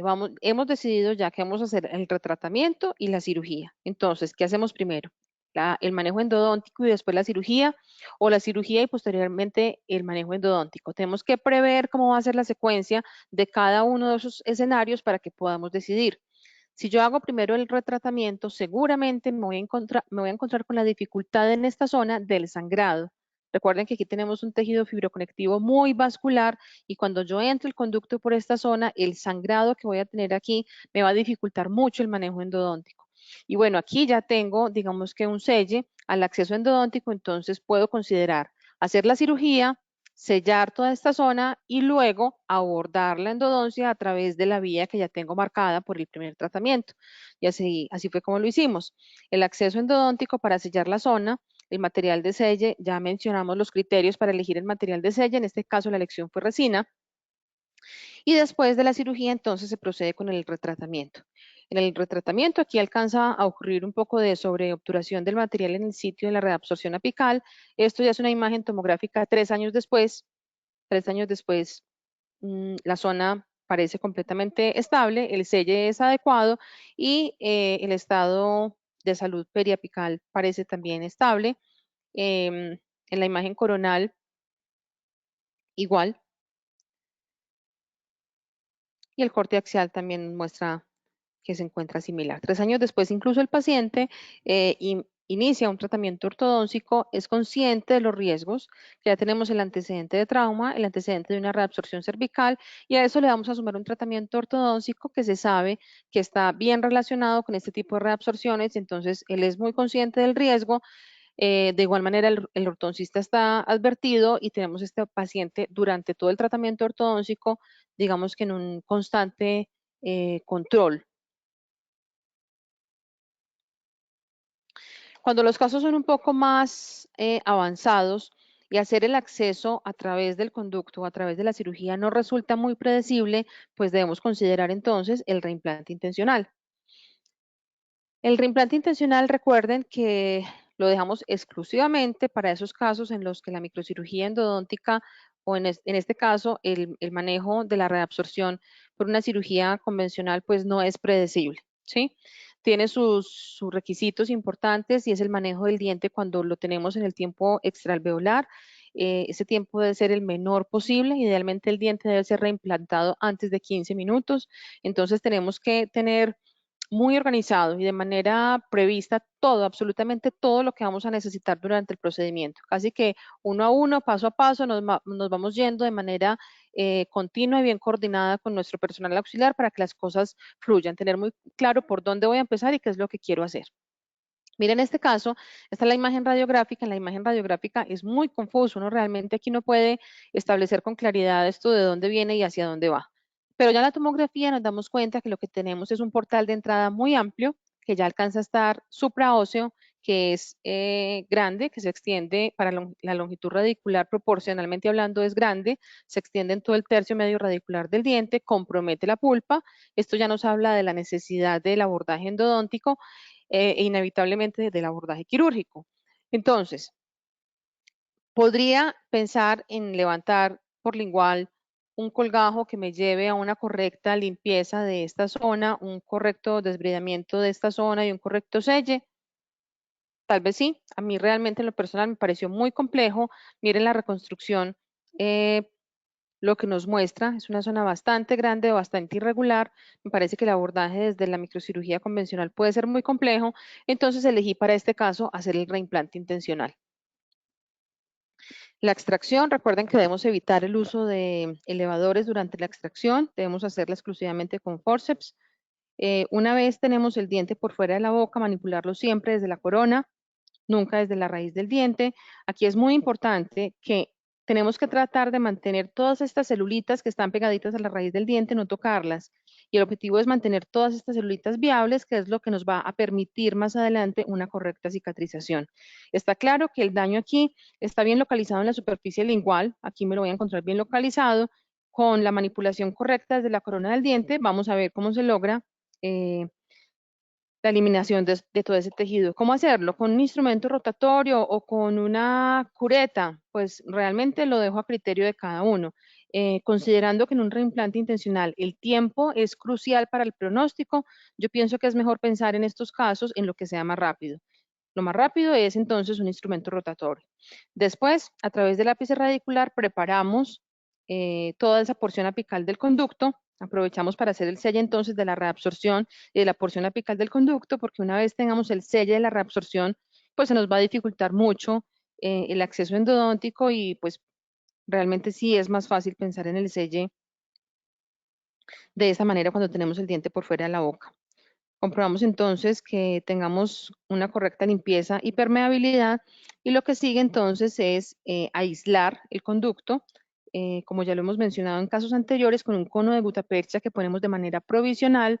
El material de elección para este caso ya lo teníamos claro y quería sellar con una resina. Entonces lo primero es aislar el conducto, después hacemos todo el proceso para la colocación de la resina. Aquí está ya la resina y finalmente sellamos esa porción apical con un material biocerámico. Reimplantamos el diente y ponemos una férula durante 2 semanas. Después de 2 semanas ya podemos terminar la endodoncia de todo el tercio coronal del conducto. Así es como está, ya una vez con la endodoncia terminada. Aquí creo que estamos frente a 2 alternativas, o intentar haciendo el selle de la reabsorción y esperar que tengamos una buena cicatrización de toda la porción apical y vestibular del diente, o extraer el diente. Ya es una decisión que tenemos que tomar en compañía del paciente y él debe estar involucrado en la decisión. Otra de las opciones que les mencionaba hace un rato es cuando decidimos simplemente no hacer nada y mantener el diente en observación. Este es uno de esos casos que fue remitido para que valorara el diente número 32. En la radiografía, miren que se alcanza a ver una zona muy irregular. El odontólogo referidor nos manifiesta que el paciente bruxa y como consecuencia del bruxismo ya se ha fracturado el diente 32, él quiere mantener el diente periodontalmente, él encontró que tenía una franja de periodonto marginal sano, el referidor es un periodoncista precisamente, pero le inquieta mucho el estado de salud pulpar y piensa que si está comprometida la pulpa, pues tal vez no tendríamos mucho que hacer y tendrían que considerar la posibilidad de un implante. Entonces vámonos al examen completo de este caso. Esta es la imagen clínica. ¿A ustedes les parece que clínicamente este diente es un diente que debemos considerar para ser reemplazado por un implante? Si fuera mi diente, creo que pospondría la colocación de un implante ahí. El examen tomográfico nos muestra que esa zona irregular que veíamos en la radiografía corresponde a esto. Aquí tenemos un proceso de reabsorción con un tejido ya mixto, ya no es un tejido, no es una zona completamente hipodensa, sino que tenemos depósito de tejido mineral en la zona. Mírenlo acá. Muy cerca a la pulpa. Aquí podríamos incluso asegurar que hay compromiso pulpar. En los cortes axiales sí se alcanzaba a ver que había una pequeñita capa que separaba el sitio de la reabsorción con la pulpa y había respuestas completamente normales a las pruebas de sensibilidad. ¿Qué hacer ahí? Tiene respuestas normales a las pruebas de sensibilidad, es decir, necesidad endodóntica no hay. Aquí aparentemente tenemos un tejido cicatrizado, tal vez eso sea un tejido similar a hueso. No tenemos exámenes tomográficos previos, entonces no sabemos con claridad cómo ha sido la evolución de este caso. Entonces, en casos como estos, yo pienso que, además, clínicamente, el periodonto se conservaba con características completamente normales. En casos como este, a pesar de la imagen tomográfica tan dramática, yo pienso que es mejor ser muy cautelosos y esperar. El tiempo nos dirá, dependiendo de la evolución que tengamos con el tiempo, pues decidiremos si es necesario o no hacer algún tipo de intervención. Esa primera tomografía corresponde a enero de 2018 y en septiembre de 2019, que es el último control que tenemos de este paciente, lo que vemos es que no tenemos grandes cambios tomográficos. Las imágenes en los 3 planos del espacio, tratando de tomar los mismos cortes, eran imágenes muy similares a las que teníamos a principios del año anterior, más de un año y medio después, y la pulpa permanece con respuestas completamente sanas. Nos preguntamos entonces, ¿es posible que esto haya sido un proceso que ya se detuvo, que ya estamos frente a una reabsorción que se detuvo? Tal vez, que fue una reabsorción que cicatrizó por un tejido similar a hueso, tal vez. Realmente no quisiera que extraigamos el diente para averiguarlo. Es un diente que clínicamente tiene una apariencia normal y mientras podamos mantenerlo así, pues esto es una situación para el paciente tomográficamente, pues, sano.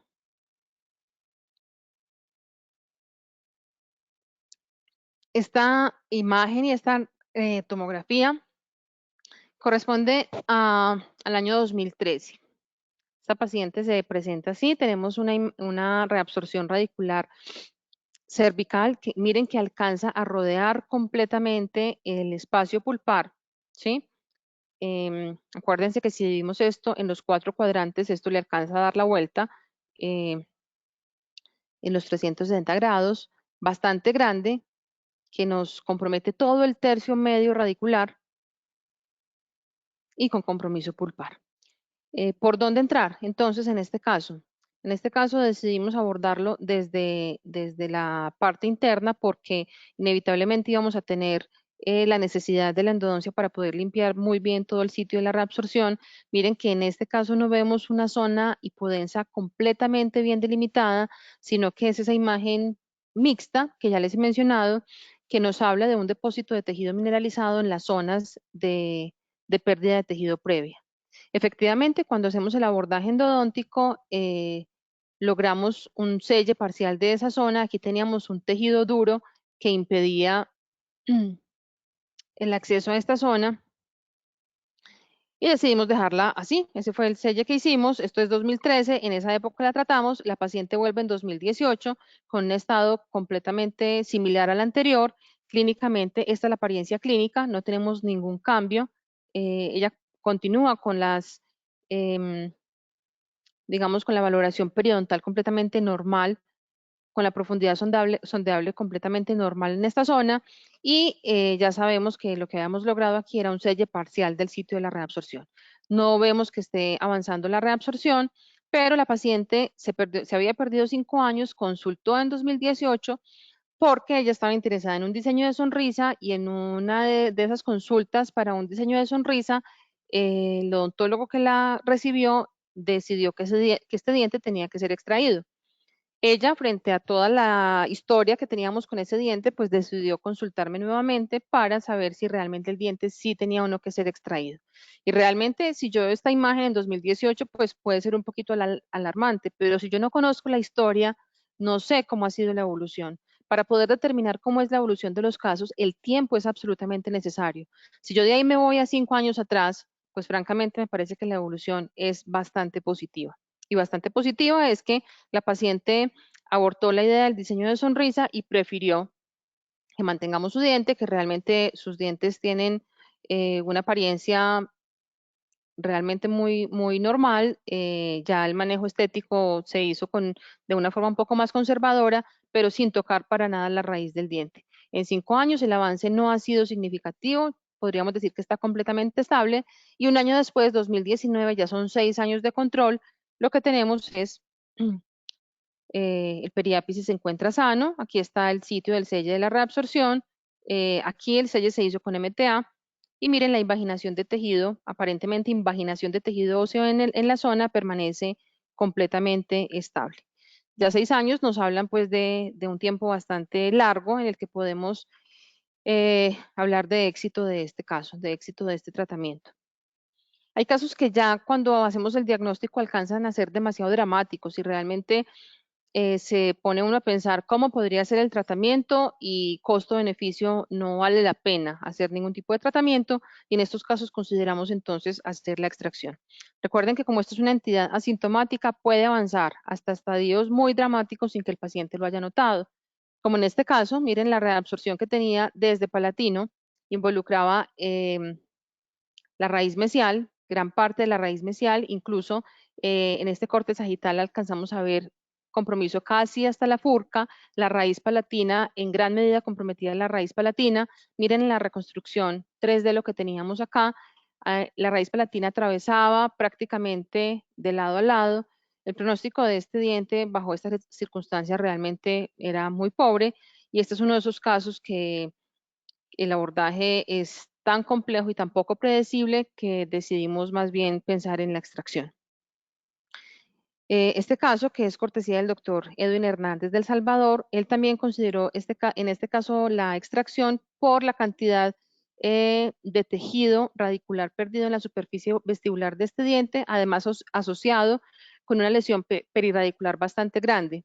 Miren, aquí se encuentra un portal de entrada bastante grande con compromiso de todo el tercio medio, casi llegando hasta el tercio apical de la raíz. Desde el punto de vista en el corte coronal, desde distal encontramos un portal de entrada pues más pequeño, em, pero tratar o no estos casos, pues yo pienso que la decisión es en gran medida tomada con el consentimiento previo del paciente y que el paciente sepa en realidad qué podemos esperar. Miren a este nivel cómo se alcanza a ver la irregularidad tan grande de la zona. El doctor consideró muy poco predecible el manejo de este diente y decidió eh, que la extracción para esta paciente era la mejor opción. Realmente era una reabsorción bastante agresiva.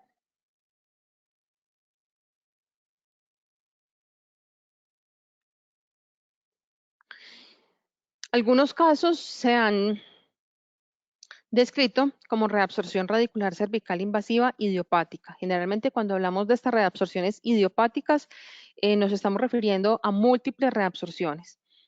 Hay varios casos descritos en la literatura, todos ellos sin explicación aparente, que nos refieren en un mismo paciente reabsorciones cervicales en varios dientes. Este caso, por ejemplo, es un caso reciente que fue reportado en el International Endodontic Journal de una paciente de 27 años procedente de la China. La paciente terminó perdiendo casi todos sus dientes como consecuencia de unos procesos que no tuvieron explicación porque no se pudo relacionar nunca nada de su condición médica con el proceso avanzado de avanzado y agresivo de las reabsorciones cervicales. Hay varios casos reportados en la literatura que hablan de la agresividad, y hablamos de agresividad porque comprometen varios dientes en muy poco tiempo. Miren, esta primera radiografía panorámica es de mayo de 2011. Aquí tenemos la evidencia de un diente comprometido. Para febrero de 2012, miren el cambio, en menos de un año, ¿sí? Ya tenía pérdidas dentales en el maxilar inferior y pérdidas pues que iban a ser pues casi que inmediatas en el maxilar superior. Para junio del 2012 ya hay nuevos dientes comprometidos. Noviembre de 2012 es un avance bastante agresivo. En este artículo nos resumen algunos reportes de casos similares en los que nos muestran casos de pacientes en los que se ha presentado reabsorciones en múltiples dientes, casos en los que se han presentado 9, 24 dientes, 20 dientes, 11 dientes, la mayoría de estos sin ninguna explicación aparente. Este corresponde entonces a esa paciente que les mencioné del caso reportado de la paciente de 27 años. Y me lo encontré y me acordé de esta paciente. Esta es una paciente que vimos recientemente, hace un poco más de un año en la universidad. Esta era su apariencia clínica inicial. Todo muy bien. La paciente recientemente había terminado un tratamiento de ortodoncia, pero su apariencia tomográfica era más o menos como se ve en esta reconstrucción. Todos los dientes estaban afectados por reabsorciones cervicales invasivas en los aspectos proximales mesial y distal. Todos, absolutamente todos. Y la mayoría de ellos tenían respuestas normales a las pruebas de sensibilidad. Solamente un diente tenía historia de trauma y ya tenía un tratamiento endodóntico previo. Pero nos fuimos como a recuperar la historia de la paciente y encontramos que en 2016, cuando ella recién terminaba con su tratamiento de ortodoncia, pues la radiografía no nos da mucha información importante, la radiografía panorámica. Pero un año después, en julio de 2017, perdón, esto es cuando estaba culminando la ortodoncia en julio de 2017. Y un año después, en agosto de 2018, todos los dientes ya se encontraban con un compromiso bastante agresivo. Entonces, aquí podemos hablar de una reabsorción radicular agresiva porque involucra varios dientes, en este caso todos los dientes estaban involucrados, y porque el tiempo de evolución fue muy rápido. En 2017 no alcanzábamos a ver ningún signo claro de reabsorción cervical y un año después ya era bastante evidente. Esta paciente pues terminó perdiendo todos sus dientes porque el proceso fue bastante agresivo. En cuestión de un año y medio ya empezamos a notar movilidades dentales y bueno, casi que exfoliación de sus dientes y está siendo rehabilitada en este momento en la universidad. La paciente fue sometida a múltiples exámenes y no hemos podido encontrar correlación con ninguno de los exámenes médicos que se hicieron, hemos podido encontrar ninguna anomalía que nos lleve como a correlacionarla con estas múltiples reabsorciones. El doctor Von Arx hace algunos años nos describió unos casos en los que trató de hacer alguna relación, también de casos en los que se presentaron múltiples reabsorciones con un proceso que se presenta en gatos o con una patología que se presenta en gatos, que es la reabsorción odontoclástica felina. Así se llama, y son reabsorciones muy similares a las que ocurren en estos casos, que son reabsorciones cervicales, pero en gatos. Él nos describe en este artículo, nos describe 4 casos que tenían como común denominador que habían estado en contacto con gatos, de forma directa o de forma indirecta, y que casualmente, al parecer, podría existir una transmisión viral del gato al humano y que esto podría tener alguna correlación con el desencadenamiento de este tipo de reabsorciones. Esto realmente, digamos que es una teoría que está por estudiar, pero llama mucho la atención este artículo del doctor Von Arx. Afortunadamente, este tipo de entidades no son muy comunes porque realmente es muy desesperanzador uno tenerle que decir al paciente que no tiene claro cuál es la etiología. Y si no tenemos clara cuál es la etiología, no vamos a saber cómo tratarla. Entonces es bastante triste, además que es una evolución bastante rápida cuando tenemos estas múltiples reabsorciones que nos llevan a la pérdida de los dientes. Para terminar entonces, y a manera de resumen, recuerden que estas reabsorciones muchas veces van a ser consecuencia de un hallazgo incidental. ¿Qué importancia tiene eso? El correcto examen que hagamos de todos nuestros pacientes. Les mostré algunos casos en los que el paciente fue referido por un motivo completamente diferente a la reabsorción y consecuencia de un correcto examen tenemos el diagnóstico de reabsorciones radiculares cervicales. Se requiere una valoración tridimensional. Es absolutamente necesaria la tomografía en estos casos para establecer con claridad cuál es el mejor abordaje, cuál es la vía de entrada, cuál es el tamaño del portal de entrada, cuál va a ser la vía de entrada o el acceso más predecible en mis manos. No olvidar que el objetivo del tratamiento, cuando es viable hacer el tratamiento, entonces va a ser eliminar todo ese tejido que está generando la reabsorción radicular y sellar el defecto que queda como consecuencia de la pérdida en esas zonas. Bueno, finalmente entonces, Laura, yo creo que podemos dar entrada a las preguntas que hayan tenido los participantes durante esta charla. Claro que sí, doctora. Muchísimas gracias por su excelente charla. Empiezo con la ronda de preguntas. La primera es del doctor José Antonio Sánchez y dice, ¿es común la presencia de reabsorción en dientes tratados endodónticamente? Muy buena pregunta. Realmente no puedo decirle si existe más prevalencia de reabsorción en dientes tratados endodónticamente que en dientes no tratados, ¿sí? No es realmente la enfermedad pulpar, no es la causa, pero si vamos a que las causas, dentro de las causas más importantes está el trauma dentoalveolar, pues como consecuencia del trauma sí voy a tener muchos dientes tratados endodónticamente, entonces tal vez esos dientes con historia de trauma y que han sido tratados más comúnmente podrían llegar a presentar reabsorción. Pero como tal, la endodoncia, digamos que no es un factor predisponente o no se ha establecido como un factor predisponente para la reabsorción cervical. Vale, doctora, tengo otra pregunta del doctor Edward Abadía. Doctora, ¿cree usted que un diente preparado protésicamente, el cual el muñón se observa con hiperemia, podría generar una reabsorción cervical a futuro? A ver, aquí tenemos dos cosas. Lo primero es la enfermedad pulpar. Esa hiperemia del muñón nos está hablando de una posible enfermedad pulpar. Y como ya les mencioné, esa enfermedad pulpar no es necesariamente predisponente para la reabsorción cervical, ¿sí? Hay otros factores que tenemos que asociar más que la enfermedad pulpar o la hiperemia en este caso, que ocurre muchas veces como consecuencia de la preparación protésica. No creo que sea un factor predisponente para la reabsorción cervical en realidad.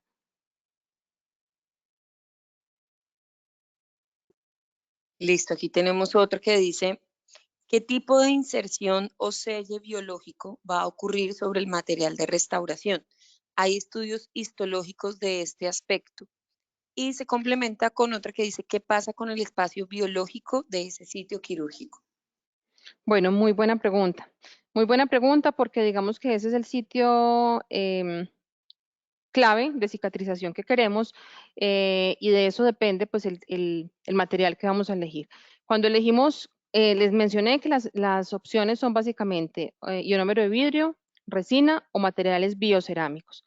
Cuando elegimos materiales biocerámicos, lo que queremos es que haya una cicatrización con posible depósito de tejido mineralizado alrededor del material. Pero esto solamente va a ocurrir en realidad cuando tenemos cavidades que están infraóseas, ¿sí?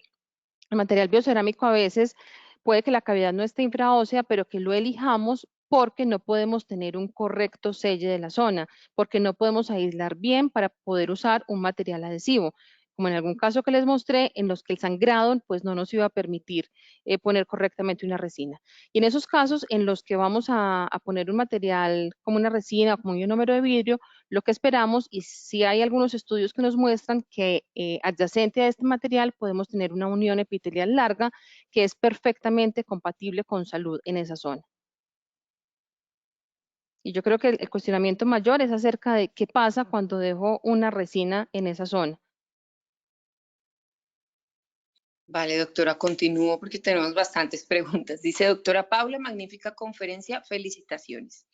En las reabsorciones por ortodoncia y donde los pacientes no están a gusto con el resultado de la ortodoncia aún, es decir, que quieren terminar de alinear los dientes, ¿Cuáles serían los criterios a tener en cuenta, radiográficos y clínicos, para tomar la decisión de continuar o retirar la aparatología? Básicamente poder establecer qué tanta estructura radicular se ha perdido como consecuencia de reabsorción. Recuerden que la reabsorción por ortodoncia es una reabsorción que se detiene cuando detenemos la fuerza ortodóntica, es decir, se controla eliminando la ortodoncia, pero se controla quiere decir que no se sigue reabsorbiendo, pero el tejido que se ha perdido no se recupera nunca más. En una reabsorción nunca más vamos a tener recuperación de tejido. Entonces, valorar qué estructura radicular me queda y ya en compañía del ortodoncista es valorar qué tipo de movimientos necesita el paciente y cuál es el riesgo de acuerdo a la evolución previa, es decir, en cuánto tiempo de ortodoncia previa tuvo qué cantidad de reabsorción. Si vemos que es un paciente que tuvo una reabsorción muy agresiva, pues tal vez tendríamos que reconsiderarlo, ¿sí? Yo creo que ahí sí cada caso debe ser manejado de manera individual con el ortodoncista y depende mucho, como en este caso que nos plantea la pregunta, ya tenía una ortodoncia previa, de la evolución que haya tenido con la ortodoncia previa, que eso nos da cuenta de qué tan susceptible a una reabsorción puede ser el paciente. Vale, doctora, aquí tenemos otra de la doctora Alejandra Ocio. Dice, ¿por qué utiliza biocerámicos en lesiones infraóseas? Bueno, biocerámicos en lesiones infraóseas, porque sabemos que son materiales que son altamente biocompatibles, que vamos a poder manejar, digamos que en compañía de la humedad que tenemos en esa zona y sobre los cuales vamos a tener una correcta cicatrización de todos los tejidos periodontales, ¿sí? Hablamos de materiales biocerámicos desde por allá la primera generación de MTA, que ya vimos pues algunos casos ahí con MTA, hasta tal vez nuevas generaciones como por ejemplo materiales en presentación PUTI, que también pueden llegar a ser una opción. Lo que es importante de estos materiales es que estos materiales no los podemos dejar expuestos a la cavidad oral. Entonces, sí, no están indicados en ese tipo de lesiones. Y cuando por alguna circunstancia sellamos una cavidad muy grande y parte del material biocerámico queda expuesto a la cavidad oral, después tendremos que encargarnos de esa restauración supragingival. Vale, doctora, aquí tenemos otra. Doctora Paula, muchas gracias por su excelente conferencia. Quería preguntarle si este tipo de cirugías tienen mejor predictibilidad si se realiza con microscopio quirúrgico. Toda la vida. O sea, es que no, ni siquiera consideramos no hacerlo con microscopio. Sí, totalmente, totalmente. Todas las imágenes de las cirugías que ustedes vieron fueron cirugías hechas bajo microscopio y si no es así, si no tengo buen acceso visual a la zona, no voy a poder ofrecerle un buen tratamiento al paciente. Entonces, eso no tiene discusión. Estamos hablando, miren que todo el tiempo les hablé de microcirugía, microcirugía, microcirugía, que tenemos a veces portales de entrada muy pequeños o zonas donde tenemos esos canalículos que se comunican entre uno y otros, y ver eso realmente a ojo desnudo es supremamente complejo. Lograr una buena adaptación de una restauración en esas zonas de tan difícil acceso visual es muy complejo si no tenemos un buen sistema de iluminación y de magnificación. Gracias, doctora. Bueno, tenemos muchas, no creo que las alcance a hacer todas, pero estoy intentando como reunirlas para lograrle resolver las dudas a todos. Sin embargo, después a través de las redes de la doctora o las de Microvision las podemos seguir respondiendo. Claro que Sigo sí. con la otra. Dice acerca del caso con tratamiento de ortodoncia del central con la reabsorción hacia palatino, ¿cómo hacen el selle del cabo superficial en la porción más apical del defecto que está subcrestal? En el caso en el que el paciente después inició con la ortodoncia, el selle en esa zona se hizo con resina. De hecho, en ese caso estuve acompañada de la rehabilitadora y ella se encargó de todo el manejo del selle en esa zona. Fue la rehabilitadora la encargada de eso y se hizo exclusivamente con resina. Y ya teníamos, en ese caso, era un defecto que no, en realidad no alcanzaba a estar subcrestal. Porque si hubiera estado subcrestal, con seguridad pues el material de elección no hubiera sido la resina. Lo que yo les mencionaba, el tratamiento debe ser multidisciplinario y yo debo tener claridad de hasta dónde llego yo y cómo me puedo apoyar de otras especialidades y debo pensar en acompañarme en ese caso, por ejemplo, de la rehabilitadora o hacer una cirugía en compañía con el periodoncista. En fin, la reabsorción radicular no es una entidad que le corresponde exclusivamente tratar al endodoncista. No, especialmente estas reabsorciones cervicales. Yo pienso que es el rehabilitador, el periodoncista y el endodoncista, los tres en conjunto, los que podemos estar o en conjunto de manera individual en capacidad de diagnosticar sobre todo y de tratar este tipo de entidades. Vale, doctora, aquí tenemos otro del doctor Sergio Iván Pachón. Doctora, en caso de la aplicación de LATA por vía coronal, ¿no hay riesgo de que se difunda los tejidos de soporte y genere necrosis? ¿Cómo se puede evitar? No, no hay riesgo porque en el fondo lo que tengo es ese tejido parcialmente mineralizado que me limita la difusión del ácido en realidad. Entonces, para los casos específicos en los que les mostré, no, ya hay que evaluar cada caso particular. Si es que tengo una comunicación muy grande con la superficie externa, pues tenemos que valorar si tal vez ese caso sea para un manejo interno y externo o exclusivamente externo. Pero eso es una muy buena pregunta porque tenemos que cuidar que no haya difusión del ácido a tejido sano. No queremos quemar tejido sano, porque lo que causamos es una quemadura, una necrosis por coagulación. Listo, aquí ya tenemos otras. Uno de los aspectos principales para definir si hacer un abordaje quirúrgico o intraconducto podría ser el tamaño de la entrada de la reabsorción. Sí, eso es fundamental. Eso es fundamental porque cuando tenemos tamaños muy grandes es tal vez más fácil y más predecible sellarlo de manera quirúrgica, pero cuando son esas vías de entrada muy pequeñitas, tal vez no es necesario levantar un colgajo, sino que se pueda manejar desde la vía ortógrada. Pero sí, eso es clave. Bueno, acá tenemos preguntas del caso del reimplante intencional. Dice, doctora, buenas tardes, muchas gracias por su conferencia. ¿Por qué selló la reabsorción con resina? ¿No era preferible sellar con biodentina al ser tan subgingival? ¿Y por qué no realizó apicectomía antes de la retroobturación? Perdón. ¿En cuál? ¿En cuál? Me perdí. ¿En cuál caso? En el caso del diente del reimplante intencional. Ah, bueno, ¿por qué no sellé? Perdón, con biotina. Sí, que por Buena qué no pregunta. selló con por qué selló la reabsorción con resina. No era Ah, con preferible resina. sellar con biodentina al ser tan subgingival y por qué no realizó apicectomía antes de la retroobturación. Bueno, la elección de la resina fue básicamente porque no estaba tan subgingival, estaba muy cervical, alcanzaba a estar un poco expuesta y inevitablemente iba a quedar totalmente supraósea, ¿sí? Entonces, si la cavidad es completamente supraósea, no tiene mucho sentido, pues, como ponerle a una cavidad tan grande la biodentina.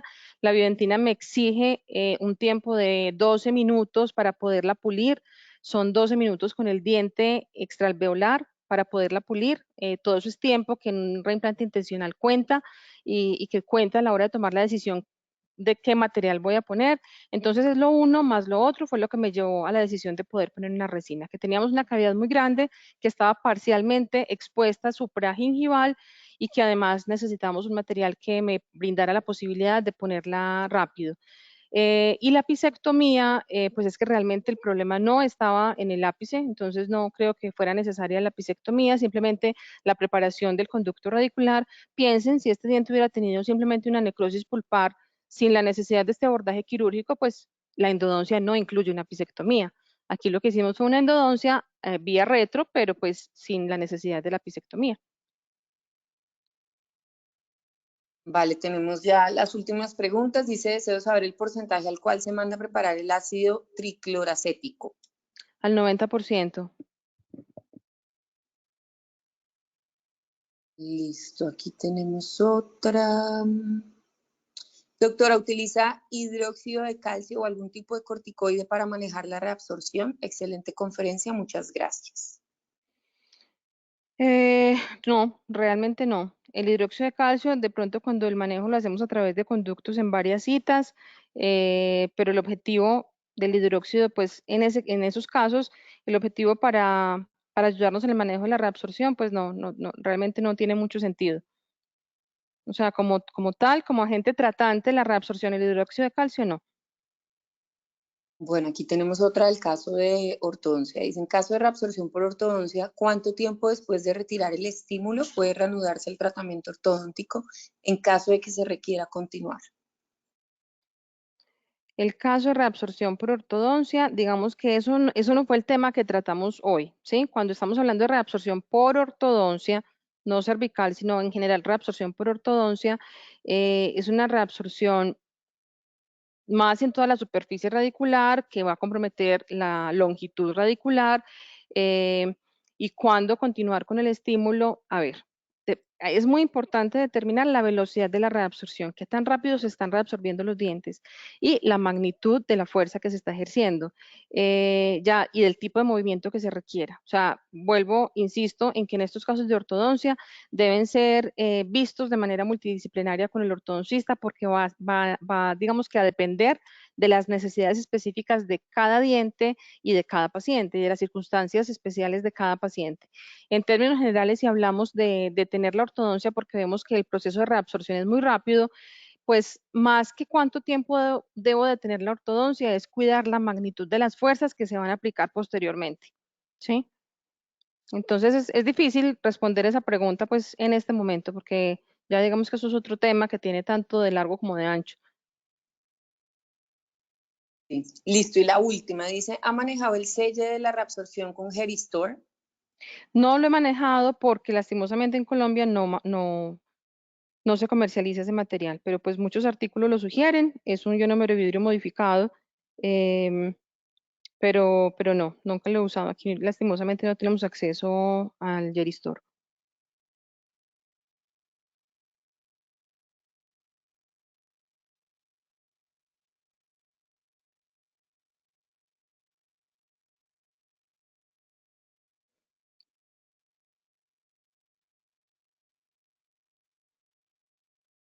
Laura, te perdí, ¿me escuchas?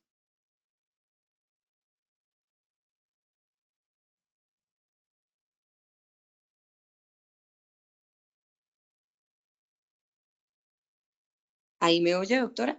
Sí, ahora sí.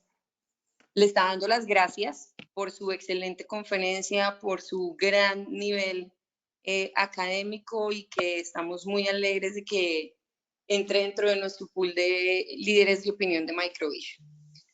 A Bueno, a todos, ustedes muchas gracias por habernos permitido este espacio y a todos los que nos acompañaron hoy, muchas gracias por haber estado. vale, a todos también los invitamos a nuestro próximo webinar, que es el próximo miércoles 6 de mayo, donde el doctor Durán nos va a hablar de biomecánica de microsuturas. También es un tema que nos sirve a todos. Y para que compartan sus experiencias en la página de Microvision.